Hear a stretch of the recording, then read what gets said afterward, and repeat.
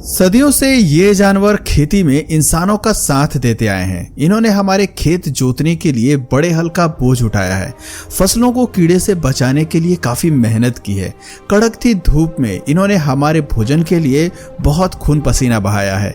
ये केवल हमारे पालतू जानवर ही नहीं है, बल्कि सर्वाइवल की एक उम्मीद है। एक मिनट, यह डिस्क्रिप्शन सुनने के बाद आपके जहन में जरूर गाय, बैल, भैंस का ही ख्याल आया होगा, जो सदियों से एग्रीकल्चर फील्ड में इंसानों के साथ काम करते आए हैं। लेकिन इनके अलावा भी कुछ ऐसे जानवर हैं जो सदियों से इंसानों के साथ खेतों में काम करते आए हैं। आज तक कभी भी इन्हें इनके काम का क्रेडिट नहीं मिला है, लेकिन यकीन मानिए हमारी थाली में लजीज पकवान इन्हीं की बदौलत आता है। हालांकि मॉडर्न टाइम्स में इंसानों के पास खेती के लिए कई नए औजार आ चुके हैं, लेकिन दुनिया भर के कई हिस्सों में आज भी खेती जानवरों की मदद से ही की जाती है। और करे भी क्यों ना, यही खेती का ट्रेडिशनल तरीका जो है, इससे इंसान और जानवर एक मजबूत रिश्ते में बंधे रहते हैं। अगर आपको ये सारी बातें बेतुकी लगती हैं तो आपको बता दें कि एनिमल किंगडम में 60 प्रजातियां ऐसी हैं जो डायरेक्टली इंसानों की मदद करती आई हैं। कभी चिकन, मीट, अंडे और दूध के लिए तो कभी खेती के लिए ये जानवर हमारे साथ बने हुए हैं। हमारे सर्वाइवल के लिए ये कई कुर्बानियां देते हैं, लेकिन हम हमेशा क्रेडिट केवल गाय, बैल और भैंस, भेड़, बकरियों को ही दे देते हैं। इनके अलावा भी कई जीव ऐसे हैं जो खेतों में काम करते हैं, खून पसीना बहाते हैं। इसका सबसे परफेक्ट एग्जाम्पल राइनोसोरस है। राइनोसोरस प्लगिंग फील्ड। जंगल की दुनिया में राइनोसोरस शांत और अकेले रहने वाले जीव हैं। इंसानों ने सदियों से इन्हें अपने मुनाफे के लिए काफी एक्सप्लॉइट जरूर किया है, लेकिन खेत जोतते हुए राइनो की ये वीडियो हमें उम्मीद दिलाती है कि कैसे इंसान और जानवर साथ साथ रह सकते हैं। इनकी जनसंख्या में आई भारी गिरावट को कैसे हम कवर कर सकते हैं। दरअसल राइनो की मदद से खेत जोतने की तकनीक काफी पुरानी है। दुनिया के कई हिस्सों में इसे पहले से इस्तेमाल किया जाता रहा है। आपको जानकर हैरानी होगी कि एक वक्त था जब भारत के असम में भी इस तरह से खेतों में काम किया जाता था, लेकिन ये तकनीक वक्त के साथ साथ बदलती चली गई। ऐसा एग्जैक्टली कब हुआ ये तो रिसर्चर्स नहीं बता पाते, लेकिन एक बात तो तय है कि मॉडर्न औजारों के आते ही खेत में जानवरों के साथ काम करने की कई पुरानी तकनीक गायब होती चली गई। आज राइनोसोरस की ज्यादातर आबादी भारत के अलावा अफ्रीका में देखने को मिलती है। वैसे ये वीडियो साबित करती है कि अगर इंसान फार्म पर राइनो को पालने लगे तो खेती करने के साथ साथ इनकी संख्या भी बढ़ाई जा सकती है। शांति से हल उठाकर खेती करते हुए राइनोसोरस अगर आपको एक्साइट करते हैं तो खेती करते हुए वाइल्ड एलिफेंट के बारे में आपका क्या ख्याल है? Wild elephant help to a farmer. जरा देखिए इस हाथी को जो बड़ी शान से खेती कर रहा है।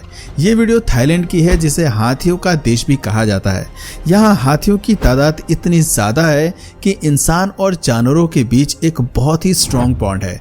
हम सभी जानते हैं कि हाथी और इंसान काफी हद तक एक दूसरे से जुड़े हुए हैं। एलिफेंट का सोशल नेचर ही उसे इंसान के करीब लेके आता है, इसलिए उनका इस तरह से राइस फील्ड जोतना आम बात है। यहाँ किसानों की मदद के लिए पानी भरे धान के खेतों में वो खुद उतर जाते हैं और हल को खींचते हैं। इसी तरह से श्रीलंका में भी वो ट्रैक्टर से खेतों में काम कर रहे किसान की मदद करते हैं। जब कोई ट्रैक्टर कीचड़ भरे खेतों में फंस जाता है तो उसे बाहर निकालने के लिए हाथी अपने बल का इस्तेमाल करते हैं। दिलचस्प बात है कि खेती की ये तकनीक नई नहीं है, बल्कि साउथ ईस्ट एशिया और साउथ एशिया के कई देशों में हाथी की मदद से खेती हमेशा से होती आ रही है। लेकिन आज इस तरह की ट्रेडिशनल टेक्निक का इस्तेमाल इसलिए भी नहीं देखने को मिलता क्योंकि हाथी की तादाद बेहद कम हो चुकी है। अब इन जानवरों को संरक्षित करने की जरूरत है। Camel plugging. कभी सोचा है कि रेगिस्तान जैसी सूखी जगह में खेती करने वाले किसान कैसे अपने खेतों में हल लगाते होंगे? नए ट्रैक्टर और औजार न होने पर जरा सोचिए वो कैसे अपने खेतों में फसलें उगाते होंगे। उनकी इन सभी परेशानी का जवाब ऊंट है। जी हाँ, ऊंट। दरअसल सूखे रेगिस्तान में ऊंट केवल सफर के लिए ही काम नहीं आते, बल्कि खेती करने में किसान का साथ भी निभाते हैं। ये जो वीडियो आप देख रहे हैं ये पाकिस्तान के थार रेगिस्तान की है, जहाँ लोग ऊंटनी के दूध की चाय पीते हैं, ऊंट की सवारी करते हैं, यहाँ तक कि ऊंट की मदद से खेती भी करते हैं। दरअसल थार के निवासी बारिश होने का इंतजार करते हैं और जब बारिश होती है तो ऊंट की मदद से ये बाजरा, ज्वार, तिल और मूंग जैसी फसलों को उगाते हैं। दरअसल इस रेगिस्तान में ट्रैक्टर का भी इस्तेमाल किया जाता है, लेकिन यहाँ के लोग ट्रेडिशनल टेक्निक से ही खेत को जोतने में विश्वास रखते हैं। लोगों का मानना है कि ऊंट की मदद से उगाई गई फसल ज्यादा बेहतरीन और ऑर्गेनिक होती है। इससे पता चलता है कि थार रेगिस्तानों में किसानों के सर्वाइवल के लिए ऊंट कितने जरूरी हैं। Story of yak plugging field. दूर दराज के क्षेत्रों में होने वाली खेती की तकनीक का जिक्र आ ही गया है, तो जरा ये भी जान लीजिए कि भारत के स्पीति वैली में कैसे खेती की जाती है। इस ठंडे और ऊंचे इलाके में भैंस और बैल की मौजूदगी नहीं होने की वजह से खेती करने के लिए याक का इस्तेमाल किया जाता है। हिमाचल प्रदेश के स्पीति वैली और पिन वैली में याक के साथ खेती करने की परंपरा आज से लगभग 30 साल पहले शुरू हुई थी। जिस इलाके में कभी कुछ भी नहीं उगता था, वहां याक की मदद से मटर की खेती शुरू हो गई। आज पिन वैली में याक को पालतू बनाया जाता है, उन्हें साथ में बड़ा किया जाता है ताकि उनकी मदद से घाटी में रहने वाले लोगों को अपने सर्वाइवल के लिए भोजन मिल सके। जरा आप भी देखिए कैसे हल को इनके शरीर से बांधकर खींचा जाता है। दिलचस्प बात है, हल को ढोने के इस काम को केवल मेल याक ही करते हैं। प्लगिंग सीजन में इन जानवरों से 1 हफ्ते तक काम कराया जाता है और फिर इन्हें माउंटेन्स में इधर उधर घूमने के लिए अकेला छोड़ दिया जाता है। ऐसे में इनकी आज़ादी भी बरकरार रहती है और किसानों के भोजन का इंतजाम भी हो जाता है। आपको जानकर हैरानी होगी कि इनके डंग को ही स्पीति वैली के लोग फर्टिलाइजर के रूप में भी इस्तेमाल करते हैं और अपनी फसलें उगाते हैं। ऐसा कहा जाता है कि स्पीति वैली के किसानों की खुशियों की चाबी याक के पास होती है। 5 हॉर्स प्लगिंग।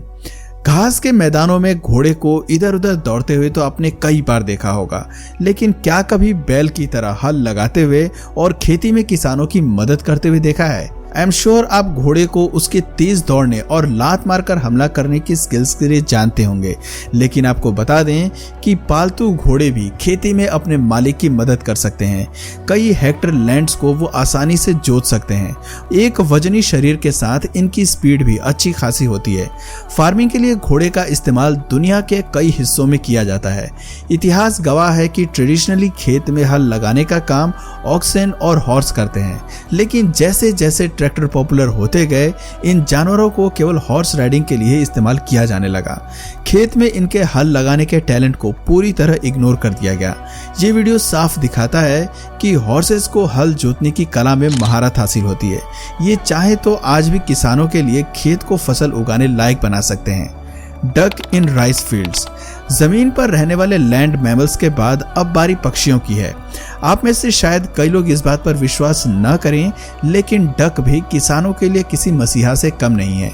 जो किसान चावल की खेती करते हैं उनके लिए बतख किसी दुआ से कम नहीं है, क्योंकि ये चावल के खेतों में पेस्ट कंट्रोल करने का काम करती हैं। ये वीडियो थाईलैंड के एक नखोन पैथोन प्रोविंस की है, जहां 10,000 बतख के सर पर जिम्मेदारी है कि वो चावल को साफ करे और फसल को खराब होने से बचा सकें।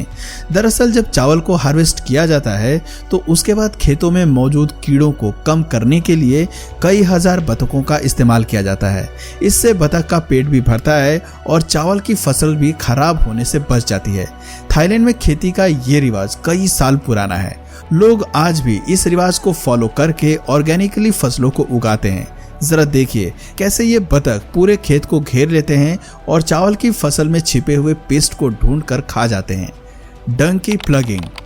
गधे और खच्चर से बोझ ढुलाई का काम कराया जाता है, ये बात तो हर किसी को पता है, लेकिन क्या आप जानते हैं कि ये जीव हल भी लगा सकते हैं? जंगल में एग्रेसिव होकर दूसरे जीवों पर हमला करने की बजाय इन्हें और भी बहुत कुछ आता है। अप्रैल के महीने में जब भी खेत को जोतने का समय आता है तो दुनिया के कई इलाकों में फार्म में पाले जाने वाले डोंकीज की मदद से पैडी फील्ड्स में जोतने का काम किया जाता है। इस वीडियो में आप देख सकते हैं कि कैसे उन्हें तैयार किया जाता है और फिर हल उनकी पीठ से बांधकर खींचा जाता है। दोस्तों, इन जानवरों को देखने के बाद एक बात तो साफ जाहिर होती है कि इंसान का सर्वाइवल काफी कुछ जानवरों की वजह से है। हम इनके होने से ही जिंदा हैं। इनकी वफादारी और मदद के दम पर ही हम खेती करने में और अलग अलग फसलों को उगाने में सफल हो पाए हैं। ऐसे में एग्रीकल्चर का क्रेडिट केवल इंसानों को नहीं बल्कि खेतों में काम करने वाले इन जानवरों को भी जाता है। तो दोस्तों, आपने किस किस जानवरों को खेत में काम करते हुए देखा है, कमेंट करके जरूर बताइए। और अगर इस वीडियो से आपको कुछ नया जानने या सीखने को मिला या फिर इंटरेस्टिंग लगा तो प्लीज इस वीडियो को एक लाइक करके अपने फ्रेंड्स और फैमिली में से जरूर शेयर करें। और यदि आप इस चैनल पर नए हैं तो प्लीज इस चैनल को सब्सक्राइब करके बेल नोटिफिकेशन आइकन को ऑन कर लीजिए ताकि हमारे आने वाले वीडियोस आप मिस ना करें। मिलते हैं फिर किसी वीडियो में नए टॉपिक के साथ, तब तक के लिए नमस्कार।